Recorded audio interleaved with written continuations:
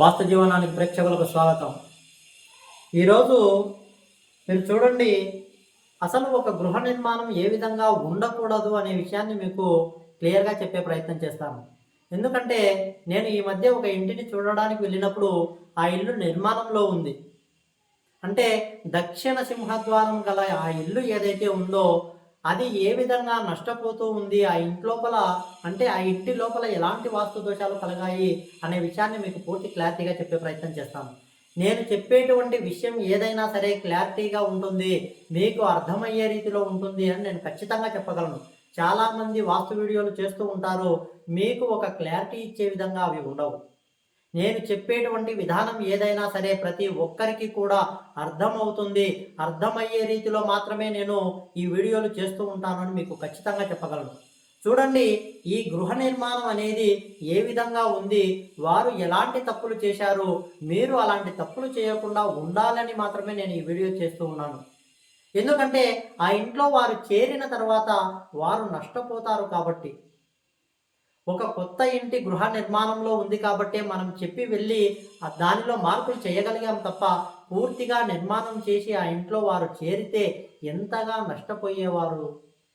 ఆ ఇంటి లోపల వారు చేరిన సంవత్సరానికి, 2 సంవత్సరాలకు, 3 సంవత్సరాలకే నష్టాలు జరిగితే వారి కలల పంట అయినటువంటి ఆ గృహము వారినే ముంచి వేస్తూ ఉంది, ఆ కుటుంబాలను చిన్నాభిన్నం చేస్తూ ఉంది అని నేను ఖచ్చితంగా చెప్పగలను.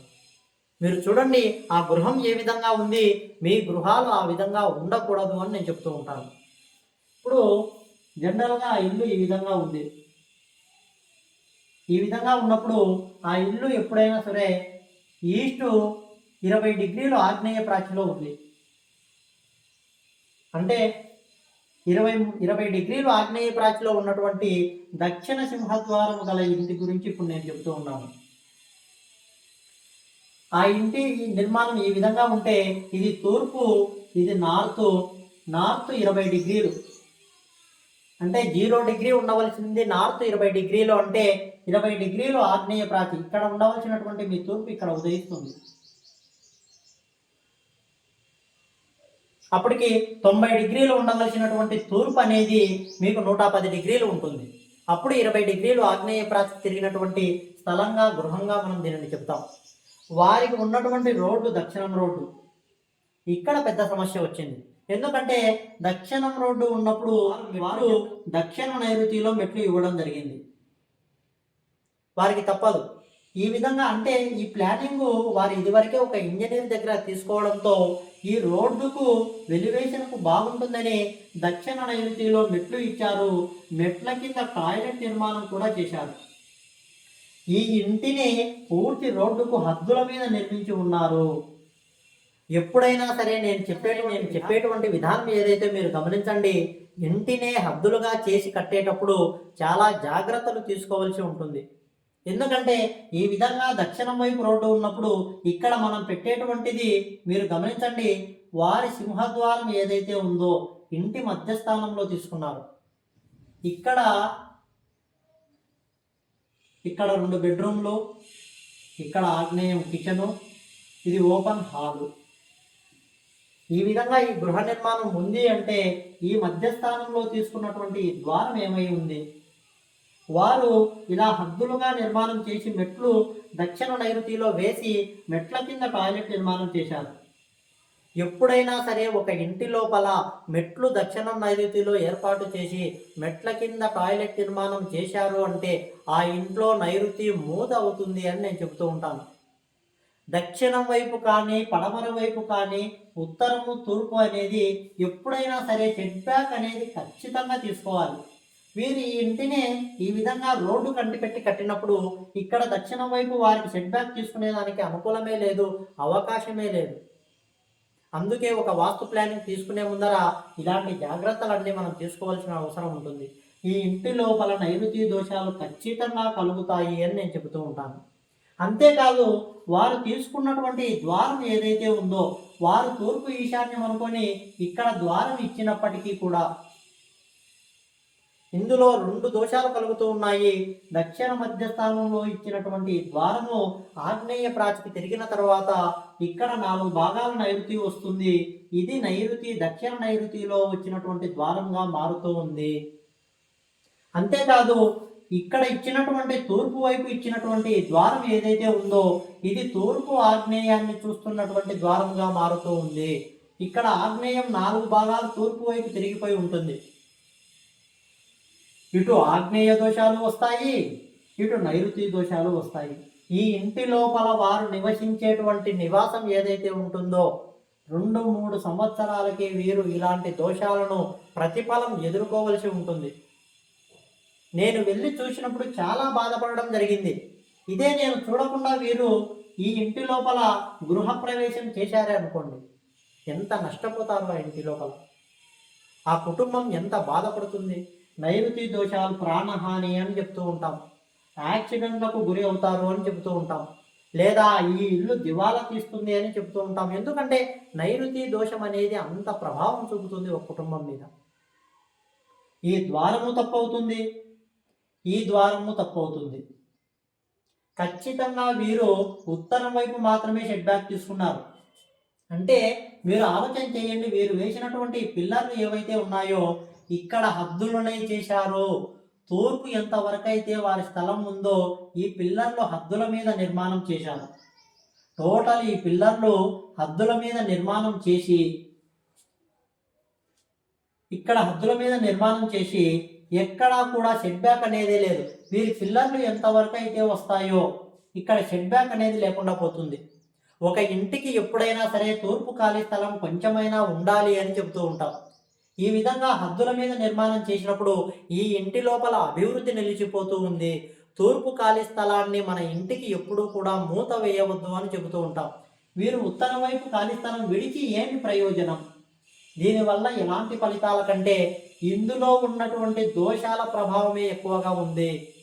ఉత్తరాన్ని మూత వేశారు, దక్షిణ నైరుతిలో ద్వారం ఇచ్చారు, తూర్పు ఆగ్నేయాన్ని చూస్తున్నటువంటి సింహద్వారాన్ని ఇచ్చారు, దక్షిణ నైరుతిలో టాయిలెట్ నిర్మాణం చేశారు. ఎన్ని రకాలు కావాలంటే అన్ని రకాలుగా ఈ ఇంట్లో వాస్తు దోషాలు ఏర్పడ్డాయి. నేను అందుకే చెప్పేది, పదే పదే చెప్పేటువంటి విషయము, వాస్తులో మనం జాగ్రత్తలు పాటించకపోతే ఏ విధంగా నష్టపోతున్నాము అనేది మీరు గమనించండి. మీకు తెలియకపోతే తెలుసుకొని నిర్మాణం చేయండి. నిర్మాణం చేసిన తర్వాత లక్షలు వెచ్చించి కట్టేటువంటి మీ గృహం ఏదైతే ఉందో నష్టపోయిన తర్వాత మీరు మార్చలేరు. ఈ గృహంలో మీరు నివాసం ఉండలేరు. ఇంత బాధపడుతూ నేను చెప్పవలసిన అవసరం నాకేముంది? మీరు నష్టపోవద్దు, వాస్తుకు అనుకూలంగా మీరు మార్చుకోండి. మీ స్థలం ఎన్ని డిగ్రీలు తిరిగి ఉందో చూసుకోండి. ఉచ్చ నీచ స్థానాలు గమనించండి, ఉచ్చ స్థానాల్లో నిర్మాణాలు చేపట్టండి. ఇప్పుడు వీరికి శుద్ధ ప్రాచిలో ఉన్నటువంటి గృహం అనుకొని వీరు నిర్మాణం చేసింటే ఇక్కడ తీసినటువంటి ఈ సెప్టిక్ ట్యాంక్ గుంతలు ఏం కావాలి? తూర్పు ఆగ్నేయము లేదా ఉత్తర వాయువ్యము అనుకొని వీరు, అంటే జనరల్గా శుద్ధ ప్రాచిలో ఉన్నప్పుడు అన్ని కరెక్ట్ స్థానంలో ఉంటాయి. ఈశా ప్రాచికి ఇల్లు తిరిగిపోయి ఉంటే ఇక్కడ వీరు సెప్టిక్ ట్యాంక్ గొయ్యి తీస్తే 2 భాగాలు గురించి వదిలిపెట్టి ఇది 4 భాగాలు వాయువ్యంలోకి వచ్చి గొయ్యి వాయువ్యంలో పడుతుంది. అదే ఈ ఇల్లు ఆగ్నేయ ప్రాచికి తిరిగి ఉంది కాబట్టి సరిపోయింది. అందులో మరొక ప్రధానంగా చేసినటువంటి తప్పు, వీరు ఆగ్నేయాన్ని, అంటే ఇక్కడ ఈ కప్పు ఏదైతే ఇంతవరకు వేశారో, ఇంటిని హద్దుగా చేసి తూర్పు వైపు వేశారో, ఇక్కడ ఈ ఖాళీ స్థలంలో వీరు సెప్టిక్ ట్యాంక్ గొయ్యి తీశారు. ఇది ఎంత దోషము మీకు అర్థమవుతూ ఉందా? ఇది ఇంటి లోపలికి వచ్చినటువంటి గొయ్యి.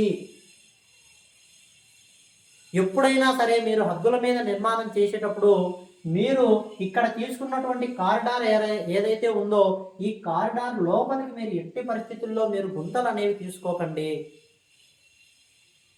ఇది ఇంటి లోపలికి, అంటే మీ పిల్లర్లు ఇక్కడ వరకు మీరు పొడిగించారు, మీ స్లాబ్ అనేది ఇక్కడ వరకు ఎక్స్టెన్షన్ అయింది. అప్పుడు ఇక్కడ గుంతలు తీస్తే ఇక్కడ ఈశాన్యమో తూర్పు మధ్య స్థానమో అనుకొని మీరు సంపు లాంటిది ఏదైనా సరే తీస్తే ఈ గొయ్యి మీ ఇంటిలో పడినట్టు కాదా? దీనివల్ల నష్టాలు మీ కుటుంబాలు ఎదుర్కోవా?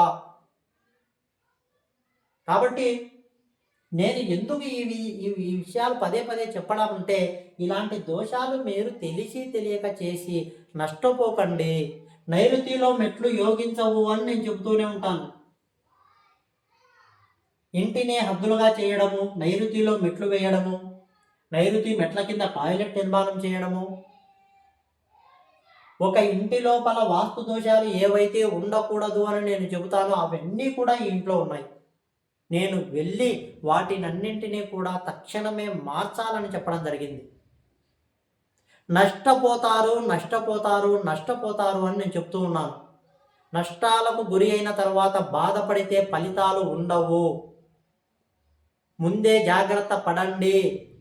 అది మీ కొత్త ఇంటి గృహ నిర్మాణమైనా సరే, లేదా పాత ఇంటి గృహానికి వాస్తు మార్పులైనా సరే, మీరు ఖచ్చితంగా దిక్కులను గుర్తించి మాత్రమే మీరు చేసుకోండి. గుడ్డిగా నిర్ణయాలు తీసుకోవద్దు. చాలామంది డిగ్రీలు తిరిగిన తర్వాత ఏ విధంగా విదిక్కులను తిప్పాలో కూడా అర్థం కావడం లేదు చాలామందికి. సరి అయినటువంటి వాస్తు పండితుడిని మీరు పిలుచుకున్న తర్వాత మాత్రమే మీరు వాస్తు సలహాలు పొందండి. మీ ఇంటి వాస్తు ప్లానింగ్ తీసుకోండి. ఎందుకు ఈ విషయాన్ని పదే పదే నేను నొక్కి ఒక్కానించి చెబుతున్నాను అంటే, మీరు ఇబ్బందులు పడవద్దు. మీ కుటుంబాలు బాగుండాలి. మీ కొత్త ఇంటి గృహప్రవేశాలు అన్నీ కూడా సజావుగా సాగాలి. ఆ కొత్త ఇంట్లో చేరిన తర్వాత మీ కుటుంబాలు అభివృద్ధి వైపే పరుగులు తీయాలి. ఇది ఒక్కటే నా ఆకాంక్ష. కాబట్టి ఈ విధమైనటువంటి తప్పులు మీరు ఇంకా ఎవరు కూడా చేయరని, ఇలా చేస్తే వీటిని రెక్టిఫై చేసుకొని సరి చేసుకుంటారని భావిస్తూ, ఈ వీడియో మీకు నచ్చినట్లయితే ఖచ్చితంగా నా ఛానల్ సబ్స్క్రైబ్ చేయండి, మరియు లైక్ చేయండి, షేర్ చేయండి. మీకు వాస్తు సలహాలు కావాలన్నా, నా వాస్తు విజిటింగ్ అవసరమైనా, మీ ఇంటికి మీ స్థలానికి ఒక వాస్తు ప్లానింగ్ కావాలన్నా ఈ క్రింది వాట్సాప్ నెంబర్ ద్వారా మాత్రమే నన్ను సంప్రదించండి. మీకు సరి అయినటువంటి ప్లానింగ్ నా వీలును చూసుకొని నేను అందించే ప్రయత్నం చేస్తాను. నా పేరు స్వామి వెంకటేష్. నమస్కారం.